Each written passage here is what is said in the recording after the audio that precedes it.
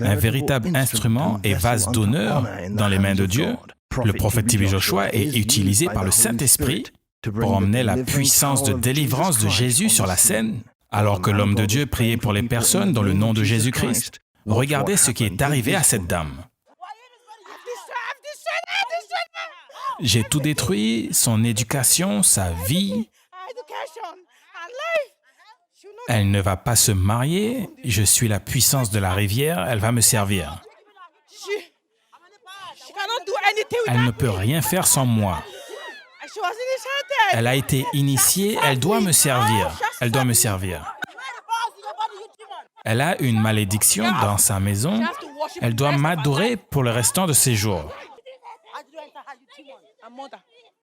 Le prophète TB Joshua administre un toucher de délivrance et le mauvais esprit qui a causé des ravages dans sa vie est enfin chassé et ne reviendra plus dans le nom de Jésus-Christ. Elle se lève en tant que femme libre maintenant en Christ. Merci Jésus, je suis sauvé. Merci Jésus.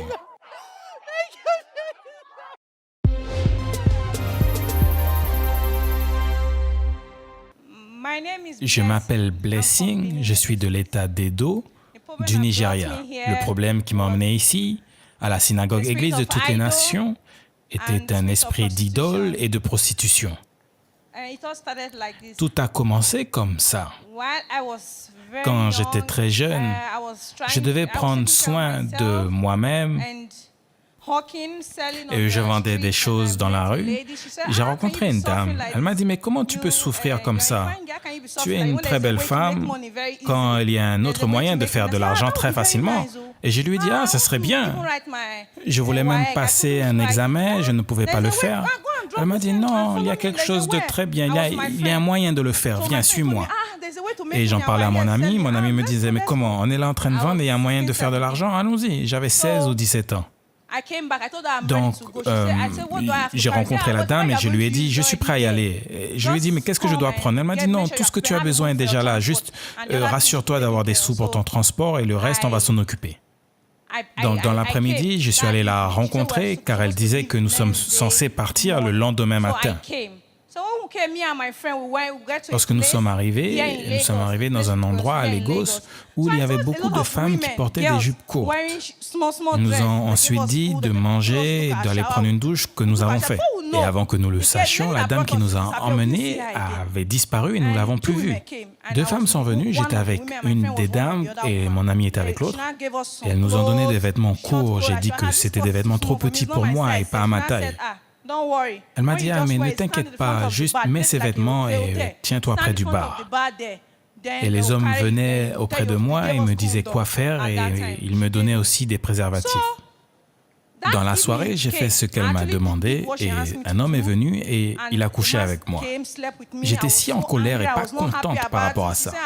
La dame m'a dit, c'est parce que je viens d'arriver et que c'est la première fois que je travaille et qu'avec le temps, je vais m'habituer.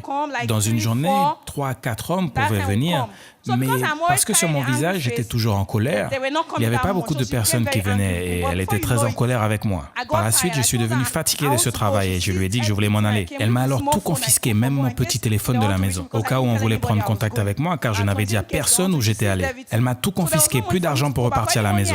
L'argent que j'aurais pu avoir, elle le prenait directement des hommes, afin que je ne puisse pas m'enfuir. Donc, ce que vous voulez dire que cette dame que vous avez rencontrée, que vous ne connaissez pas, vous a en fait vendu à la prostitution, c'est ça? Elle m'a vendu et a reçu son argent. C'est bien après que cette dame m'a avoué qu'elle avait payé beaucoup d'argent pour moi et que je n'allais nulle part sans lui avoir payé 3 fois le montant avant d'être libre et de commencer par moi-même, et j'ai commencé à pleurer. Plus tard, j'ai trouvé un moyen pour m'enfuir de cet endroit, mais je n'avais pas d'argent. Et entre-temps, j'ai rencontré des amis. J'ai ensuite expliqué à cette amie ce qui m'est arrivé et elle m'a dit, mais il y a un moyen de faire la chose à une grande échelle, d'aller en boîte de nuit et que je n'aurais pas à rester dans les hôtels en attendant des hommes et de recevoir peu d'argent. Elle m'a dit, au lieu de cela, je dois aller en boîte de nuit et que c'est la bonne manière de rencontrer des hommes. Donc je suis allé en boîte de nuit, continuer la prostitution pour recevoir mon propre argent et je suis retourné à la maison. Et j'ai pu acheter quelque chose et j'étais très heureuse parce que je recevais de l'argent des hommes. Plus tard, lorsque j'étais à la maison, j'y suis retournée parce que j'étais déjà habituée à la vie que je vivais. J'ai un tatouage sur ma cheville, là.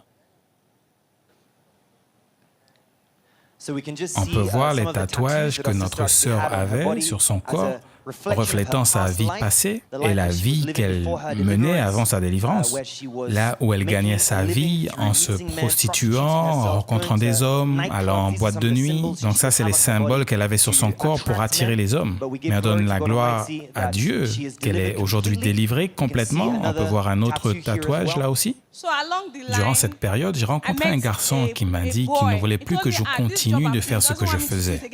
Il m'a dit qu'il m'aimait, il voulait que je sorte des rues et que j'aille à l'école.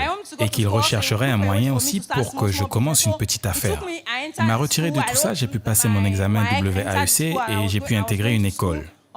Je vendais aussi des choses car il m'avait prêté de l'argent. Lorsque je faisais de l'achat et de la revente, je lui remboursais ses sous avec du profit.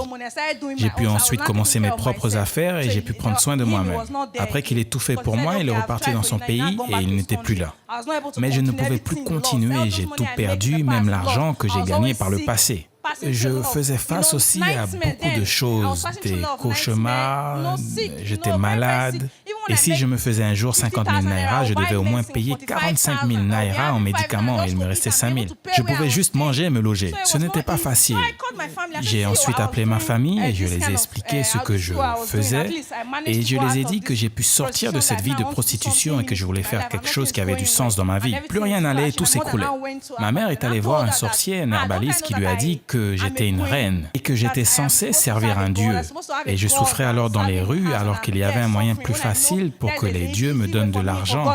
Donc, ma mère devait m'appeler et me dire de revenir au Bénin. Lorsque je suis revenu à la maison, nous sommes allés au village. Et c'est alors que j'ai rencontré la prêtresse. Elle m'a dit tout ce que j'avais fait et m'a aussi dit que je devais emmener de l'argent. Je lui ai dit que je n'avais pas d'argent et que si j'en avais, je ne serais pas venu à cet endroit. Nous avons trouvé un moyen de rassembler de l'argent, environ 100 000 naira. Nous lui avons donné de l'argent et elle a rapporté plein de choses du marché. Il y avait une fête, beaucoup de personnes sont venues et ont cuisiné de la nourriture. Toutes les boissons et la nourriture qui étaient préparées, je devais être la personne qui devait goûter en premier. Ils dansaient et ils m'ont déshabillé et ils ont attaché un linge blanc autour de ma poitrine. J'étais au milieu et des personnes m'entouraient dans un cercle. Alors que j'étais debout, ils ont fait toutes les initiations. Ensuite, ils ont dit que je devais aller à la rivière qui était souterraine. Ils m'ont lavé et ils m'ont donné de l'eau sale de la rivière. J'ai dit, mais cette eau est sale, je ne bois que l'eau claire. Ils m'ont dit, mais c'est l'endroit dont ta vie dépend. Et tout ce qu'on te donne, tu devrais le boire. Ils me criaient après, donc j'ai fait ce qu'ils m'ont dit. Lorsque nous avions terminé, nous sommes retournés à la maison et ils m'ont lavé à nouveau avec l'eau de la rivière. Mais si je le rejette, je serais folle ou je mourrais, parce que c'était le Dieu que j'étais censé servir. J'ai demandé pendant combien de temps je dois servir cette idole. Elle m'a dit, je vais la servir, moi, mes enfants, mes petits-enfants. Et j'ai réalisé que c'était cela qu'on appelle une malédiction générationnelle. Cela veut dire que mes enfants qui ne sauraient pas ce que j'ai fait devront faire toutes ces choses. Quelles sont les conditions qu'on vous a données pour célébrer et adorer cette idole ? On m'a dit que je ne pouvais pas porter de noir ou que je ne pouvais pas coucher avec un homme dans l'après-midi, que je ne pouvais rien manger qui vienne de la rivière ou qui rentre et que je ne pouvais pas me marier. Elle m'avait déjà initié avec un mari spirituel. On vous a dit que vous ne serez jamais marié? Non, je ne pourrai jamais me marier, et que j'ai déjà un mari et qu'elle m'a déjà initié. Donc après cela, est-ce que cet homme venait vous voir après l'initiation? Oui. Après qu'elle a terminé l'initiation, elle m'a dit que je devais choisir l'endroit là où le Dieu serait. Cela pouvait être ma maison ou un endroit là où je devais me rendre de temps en temps. Et que je devais acheter des poules blanches, du sang et plein d'autres choses pour adorer ce Dieu. Premièrement, elle m'a demandé de porter 3 dieux, donc elle les a emmenés. Je les ai emmenés dans la chambre un par un. Lorsque je suis entré dans la chambre, elle était très sombre et il y avait beaucoup de dieux. Je me posais des questions, donc je lui ai demandé pourquoi certains sont cassés. Celui-ci est sans dessus-dessous, il avait un gros trou où il est couvert. Elle m'a dit que chacun d'entre eux a un propriétaire qui vient de différents pays. Ils sont venus là pour faire le rituel. Certains d'entre eux recherchaient à avoir des enfants et lorsqu'ils ont eu leur enfant, Ils ont refusé de revenir adorer le Dieu qu'ils étaient censés adorer. Celui-ci est de l'Allemagne. Elle recherchait un mari. Et maintenant qu'elle a un mari, elle refuse de revenir et de servir le Dieu. Voilà maintenant pourquoi elle est sans dessus-dessous, à l'envers. J'ai ensuite demandé, mais que lui arrivera-t-il? Elle a dit sa vie sera sans dessus-dessous, mais qu'elle ne sait pas ce qui lui est arrivé. Est-ce qu'il y avait des bonnes choses qui arrivaient dans votre vie après cette initiation? Dites-nous ce qui s'est passé. Je pensais que j'allais devenir riche et que tout serait pour le mieux après cette initiation. Lorsque je suis retourné à l'endroit où je restais, les choses ont empiré. Je suis devenu malade, je ne pouvais plus marcher ou me tenir debout. Et j'ai dit à ma mère, cette chose que je suis allé faire, c'était une grosse erreur. Je suis retourné en boîte de nuit et j'ai continué la prostitution à nouveau.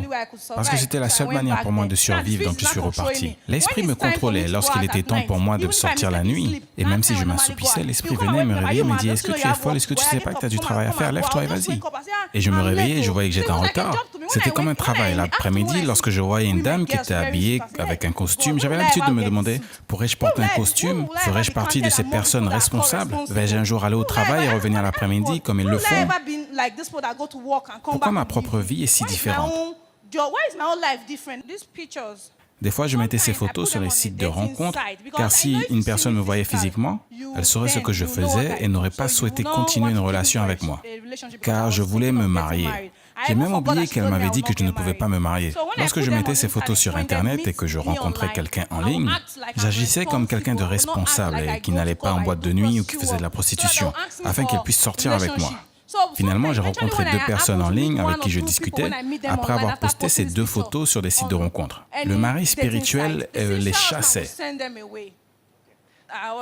Un jour, je jouais avec mon iPad et en ce temps, je ne connaissais pas la synagogue église de toutes les nations. Et sur YouTube, après avoir regardé quelque chose, une vidéo d'Emmanuel TV est apparue. Et puis, ils ont commencé la prière de masse.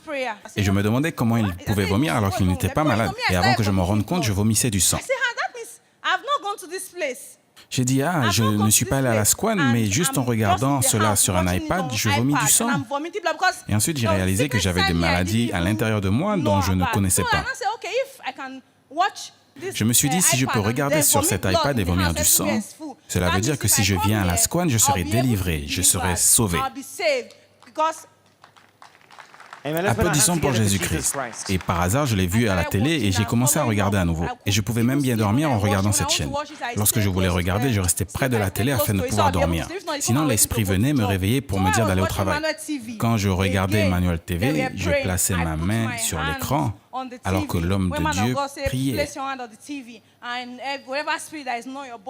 Et lorsque je l'ai touché, j'ai été projeté comme si j'avais reçu un choc électrique et je suis tombé. Je pensais qu'il y avait un fil dénudé quelque part, donc je regardais autour de la télé. Je me suis demandé qu'est-ce qui m'a électrocuté sur la télé et avant que je le réalise, mes fibromes sont sortis. J'ai même une vidéo. Elles ont été expulsées de mon corps.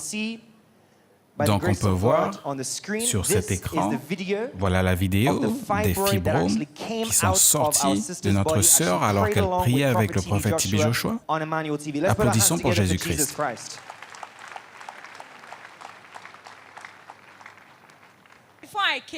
Avant que je vienne à la Squan, je pensais qu'une personne comme moi qui était pécheresse, et j'ai touché cet écran et j'ai reçu ma guérison et ma délivrance. Cela veut dire que le Dieu de la Squan peut me pardonner, car les gens se moquaient de moi car je voulais aller à l'église alors que j'étais une pécheresse. Toutes les fois où je disais à mes amis que je voulais quitter ce travail, elles me disaient « Si tu quittes tout ça, tu vas mourir de faim, tu vas même mendier de l'argent, donc tu dois continuer ce travail. » Et donc je les suivais car je n'avais pas d'autre choix.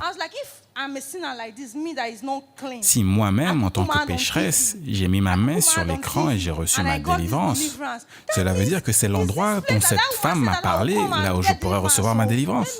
Je me suis dit qu'il faut que j'y aille et voir si c'est vrai. Quand le prophète TB Joshua a prié pour vous, que s'est-il passé à ce moment? Lorsque ce fut à mon tour, je ne me suis pas approché du prophète, donc il a touché mon dos. Et c'est comme s'il avait du fer dans sa main. Il m'a touché et j'ai commencé à parler d'une façon qui était incompréhensible. Et pour la gloire de Dieu, depuis votre délivrance, pouvez-vous nous dire quels sont les changements que vous avez vus dans votre vie? Après la délivrance, j'ai dormi et le mari spirituel est venu à nouveau. Mais il ne pouvait plus venir près de moi. D'habitude, il me courait après, m'attrapait et couchait avec moi, mais cette fois, je l'ai poursuivi. Alors que je le poursuivais, à un moment, il se retrouva nu et il s'est séparé en deux. J'ai vu qu'il y avait un seau qui contenait comme de l'eau. Donc je l'ai pris et l'ai déversé sur lui. L'eau l'a fait fondre de sa tête jusqu'à ses parties intimes. Ça, c'est une confirmation spirituelle que ce démon a été chassé de sa vie et que l'initiation a été brisée. Avez-vous toujours cette envie de vous prostituer, de coucher avec des hommes? Comment est votre vie depuis? Non, non. Lorsque j'ai versé cette eau, il criait que je suis allé à la squane pour prendre de la puissance, afin de l'achever, afin qu'il ne puisse plus utiliser ses parties intimes et me lier pour toujours. J'ai juste versé le reste de l'eau et ça l'a fondu complètement. Depuis ce jour, je ne vois plus de mari spirituel qui vient me faire l'amour ou me traiter de la manière dont il le faisait. Maintenant, je suis libre, je peux dormir, je n'ai plus à me réveiller pour aller me prostituer. Je dors et me réveille comme un être humain normal pour la première fois. Pour la première fois, je me réveille comme un être humain normal. Les gens peuvent dormir et se réveiller, mais lorsque je fermais mes yeux, je me retrouvais au milieu de la mer sans savoir comment j'arrivais là. Mais maintenant, vous dormez en paix, sans cauchemar. Applaudissons pour Jésus-Christ. Donc, notre sœur vous aviez dit qu'il y avait des dieux que vous deviez adorer pour le restant de vos jours. Après la délivrance, pouvez-vous nous dire que s'est-il passé? Après la délivrance, je suis allé là avec la nouvelle eau du matin, j'ai même pris une vidéo. J'ai dit, ça c'est ta puissance, ça c'est ta gloire. Prends plus de moi et donne-moi plus de toi.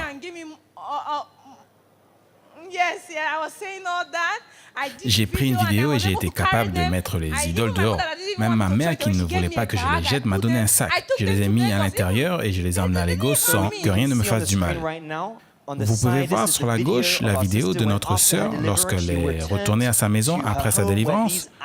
Là où ses idoles étaient gardées, ses dieux étaient gardés, elle a appliqué la nouvelle eau du matin dans le nom de Jésus-Christ et les a emmenés comme une confirmation qu'elle est maintenant délivrée. Et si elle portait atteinte à ses idoles, elle deviendrait folle ou elle allait mourir. On peut voir que la puissance de ces idoles a été brisée et que notre sœur est complètement libre au nom de Jésus-Christ. Applaudissons pour Jésus-Christ. Donc, à Dieu soit la gloire, on remercie Dieu pour votre vie. On voudrait vous demander quel est le conseil que vous avez pour les téléspectateurs du monde entier. Mon conseil va pour les jeunes comme moi. Lorsque j'avais de l'argent, les jeunes filles venaient me dire qu'elles auraient aimé me suivre et devenir comme moi. C'est pas tout ce qui brille qui est de l'or. J'ai juste regardé à travers une télé ordinaire et j'ai reçu ma délivrance. Cela veut dire que je suis libre. Et même si on me disait de rester sur la rue principale, j'aurais reçu ma délivrance. Je recherchais juste l'homme de Dieu. Mon cœur était ouvert et j'ai tout déversé. Voilà comment Dieu m'a localisé. Amen. Applaudissons pour Jésus-Christ. On remercie Dieu que le passé de notre sœur est terminé, cette vie de prostitution qu'elle vivait est terminée.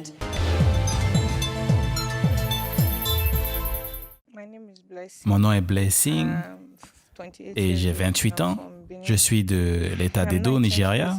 Je suis maintenant une personne changée. Les pensées que j'avais l'habitude d'avoir et la vie que je menais, j'ai changé et je n'y pense même plus. Ma vie a changé pour de bon et je suis vraiment près de Dieu. Et il y a plus de sa parole dans mes pensées et dans mon cœur. Je suis très reconnaissant pour ce que l'homme de Dieu a fait pour moi, car personne ne m'a aidé auparavant.